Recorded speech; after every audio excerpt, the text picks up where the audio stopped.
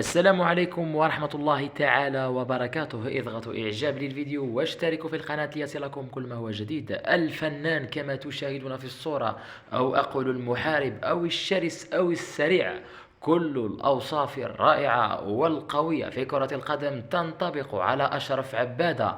هذا الاستقبال للكرة بالصدر وبهذه الوضعية من زمان لم أرى كنترول مثل هذا بالصدر.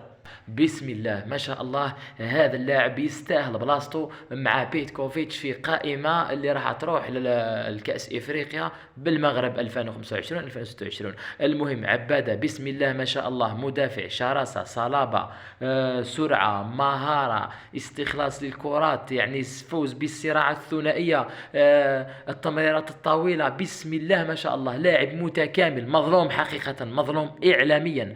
أشرف عبادة 26 سنة، كان يستاهل يلعب كي كان في عمر 24 سنة أو 25. هو اكتشاف الدورة، هذا هو نسخة طبق الأصل عن جمال بالعمري. هذا أشرف عبادة يستحق فرصته. كما تشاهدون مهارات، اندفاع، احتكاك، يلعب بالحرارة، يلعب بكل رزونة وبكل شراسة مع المهاجمين. هذو هم المدافعين اللي نحتاجوهم، السرعة والشراسة في استخلاص الكرة. كما تشاهدون احتكاك بسم الله ما شاء الله، صلابة، سرعة، ما شاء الله عليه. عبادة لاعب أولمبي شلف يستاهل يكون مع قائمة بيتكوفيتش المسافرة إلى المغرب. شكرا لكم مشاهدينا الكرام.